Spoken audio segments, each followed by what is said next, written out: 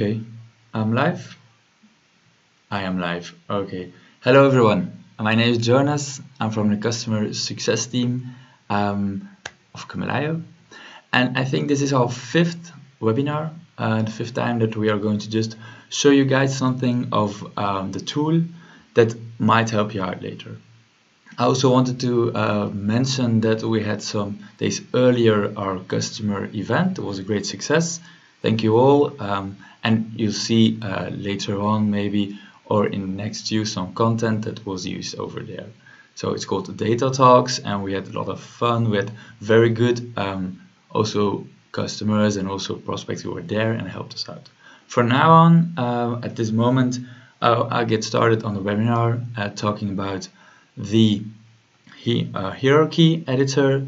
It's important to know that it's a little thing within the tool that is really useful and that can help you out in multiple ways. And so the next, I think, let's see, the next 20 minutes or such, we're going to talk about it. We're going to show you guys around how to use it, what the functionalities are as such. So let's get started. There is a possibility to use the chat function within the YouTube link if you have any questions. After when the explanation is done, I will check it for if there are any questions as such that we might help you out as well. Thank you and let's go. All right, we are in our little in the tool where we're going to work in the sales dashboard demo. So this one, I'm going to see, okay, great, how it's working. I'm going to click on edit and this one we're going to work in. I'm just going to show you around and then we're going to the hierarchy editor itself. What's important that within the sales dashboard, what I created here, that we are currently in the demo environment, a company with multiple factories in multiple countries. So we need the sales dashboard also to be adjusted in the language of the people that are going to use it. Within Camelayo, we have the possibility to change languages. As such, I already indicated Dutch because I found it, and as you can see, the titles, when I go back to English, here is indicated the best sales month according to the product, what's the total amount of sold, how many did we sold, the amount of customers as well. So this, when I click on Dutch, will be changed into Dutch for the Belgian department, for example. What is it going to do? And this one is going to arrange itself. Top 3 best products sold.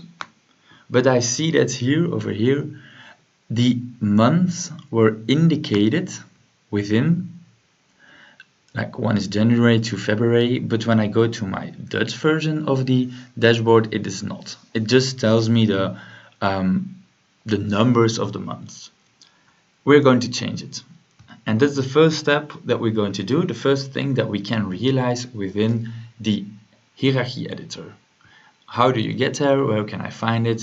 I'm just going to my dataset, opening in the editor, and over here, every time when you see that there's a little hierarchy icon before the product, for example, I can adjust it. And where can I find it? Clicking on the little settings icon, and there you have edit hierarchy. Now we want to edit the months. So this one I'm going to click on. It's a derived column. So you can also change it for derived columns, which can help us out. Going to edit hierarchy, and as you can see, it's already indicated. Why? Because we are looking currently at the English version of the dataset, which means that when we're going back, and I can change it here as well, I just need to add it because it's my data. Going for Dutch, clicking on it, Dutch I want to know, and as you can see, it already has been changed. It has been changed as such that clicking on the English version, it has the full name of it. Clicking on the Dutch version, it only indicates the number. Easy fix, you go to it, and as you can see, these are all the values that you can find, all the different months. You're going to click on one and just adjust it as well. This is in Dutch January. Oh, you just need to see that I write it on the correct level. Oktober, November, December, February. And I also need to adjust that the 0 is in front of it, as such that when we are going to look at it within the order, that it is correctly ordered. Maart, April. As such, you can adjust everything according to, and as you can see on the, I think I missed someone because this is not June, but this is May, and in the right way written. As I was saying, here you can always find the original data, so the original that has not been changed. Juli, I'm almost there. Oh, Augustus, for everyone. It's quite similar with the English terms, but we just have some others. So as you can see, January has been indicated. The 1, 2, 3, 4 stays here. Going back, it is loading, and as you can see, everything has been adjusted. Going to my dashboard to show you how it works, and it shows me the English version with everything has been changed into English. Going to the Dutch one, and as you can see, it has been changed. It has been changed as such that it's now indicated in multiple languages. It has been changed into the Dutch version of the months. Why can it be handful? It can be handful when you are going to integrate some dashboards, or you're going to show it to multiple people, as such that you can choose which one you're going to send out. So that's what we have. Tons of other languages that you can try out and you can search for. So that's how it's done. So that's the first functionality of really the hierarchy editor, the multi-language aspect, as we call it. Now, going to the second one, as I stated before, the demo company that we are making this dashboard for has multiple countries where the products are made. Now, we can create within the derived column an if formula that indicates if the product is Antax, it has to say, but we can also create something else that might help us out and make things a lot easier. I'm going back to my dataset, going to open it. Let's see, great. I'm going to look at it and also look at the product. The first thing, the checkup, as we always do when we are going to adjust hierarchies, is always look at, is it an hierarchy editor? Yes, it's hierarchy data type, sorry. So we can find a hierarchy editor over here. And this one, as you can see, you can change not only the names, but you can also change how it's been created. Now, this one I'm going to delete because we are going to recreate it. This was for the other version. What we are going to do, we are going to create, as you can see, child nodes and parent nodes, which means that within one column, one record can be a child node, but we create a parent node that can be used within the dashboard as such to structure your data, to structure it and use it on another level. So I'm going to click on Add Subgroup, and the first subgroup will not be Johannesburg, but will be Germany. Now I'm going to click on it, and it will create not only within here, but also show me now the first level. First level being the country, and the two products that are being created within a Germany factory are Antax, it's simple drag and drop, and Bluetop. But also, if now these two are great, this is what is correct, we're going to the second one. We're going to adjust another, to create another, and it's France. In the second one, the second demflex, and I'm just going to do the same procedure, and Freshzap are the two products that are created in a French factory. So that is also helpful. And the last one is within Belgium. Within Belgium we have Silcor, we have Triodome, and last but not least we have widget itself. This is how you can create it. Now, as you can see, everything is done. You can go a level deeper. What does it mean, a level deeper? That means that we can also, if we have other products as well, create multiple levels. Creating multiple levels can help out. If you have a very direct, or is it more if you have multiple levels that can be indicated within a product or within the column. We have everything. The only thing we need to do now is really adjust the name of the level. So the name of the level will be the country of production. Great. Now I'm going to go back to it.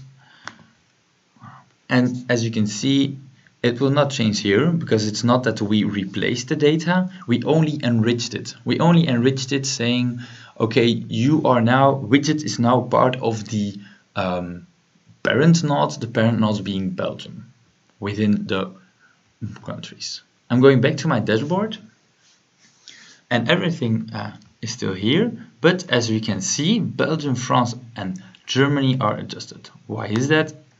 Because when we go into the data itself, you can see here that the product is, country of product has been chosen for here, the products. So that's why it has been indicated. Now we have also a second one.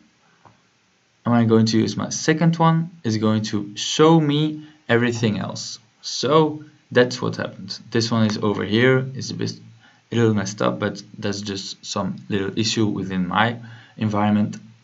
So this indicates that the countries can also be used. Now if I'm just going to clone it and I'm going to adjust it as well to the countries of production, it can always be used. Why is it not shown? I just know it right now because it's not indicated. This is a product. So this is the first thing that you can use. France is here, the products are here, that you can use. But as you can see, when I'm going to my Dutch, it's also indicated in the languages of the English one. So we need to adjust it as such, that it's clear, that it's something that everyone can read. So I'm going to the Dutch version of it, to the products, load, and here I can change it as well. Belgium, I'm maybe using the capital, Frankrijk.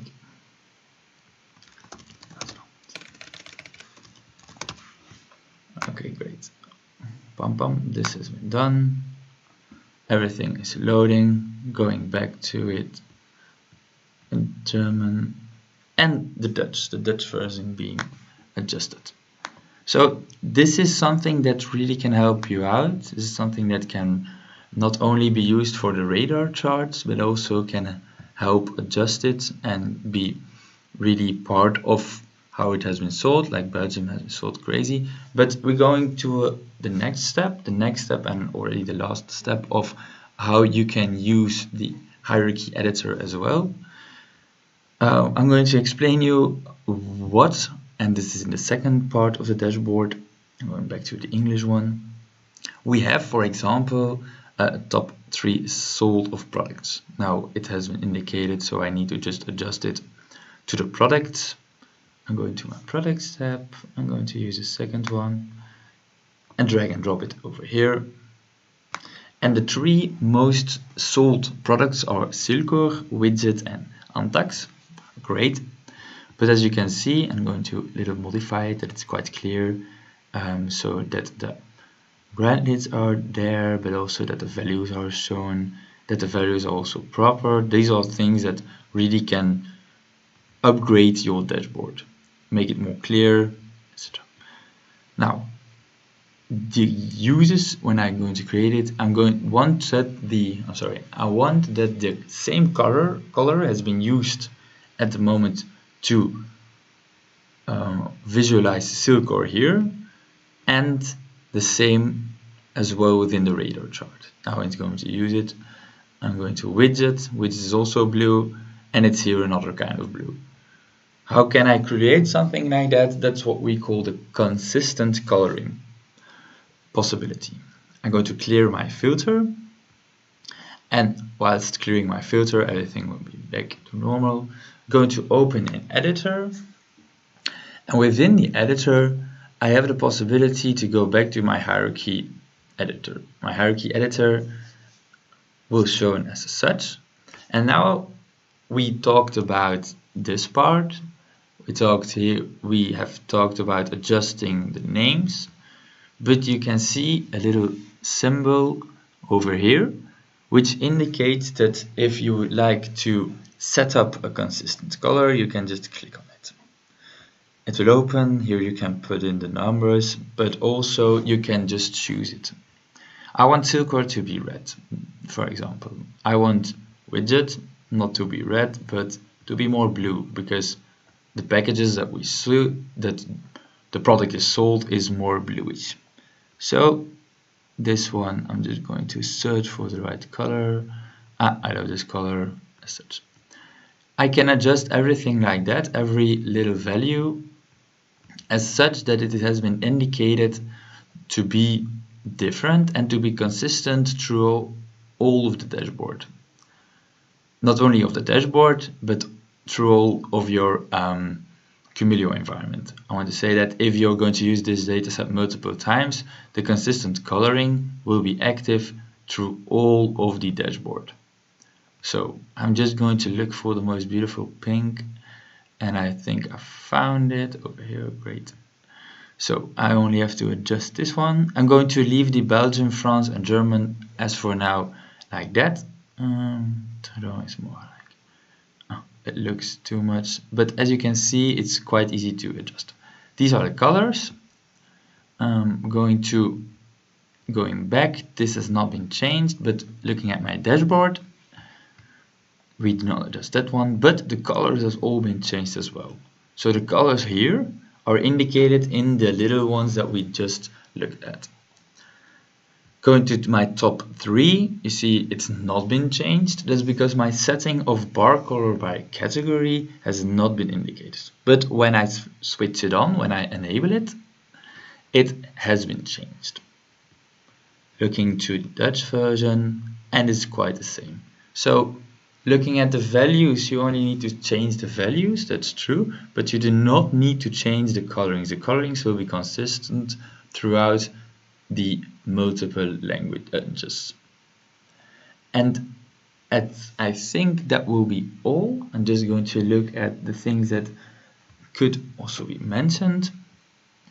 At this time, I think those are the 3 main functionalities within the hierarchy editor that can be used. So you can really adjust it, you can change the colors, but not only that, you can also look at, when I go into my month back, you can adjust the colors as well. Enable, as you can see, this is also can be added just by clicking on it. It's quite easy. To toggle the custom colors, you can toggle them on, you can toggle them off. You can change the names according to the language of your dataset, as such that it has been changed in the way you liked it. But always the values stay over here on the right to show you what real are. I think that will be all. I'm now just going to take a quick look if there are any questions. I cannot see quite directly if there are. If you have any questions, please later on maybe, or whilst viewing this webinar on another moment, don't hesitate just to send a little email to support, and as such that we can help you out. You can always also give us a call if you like that more.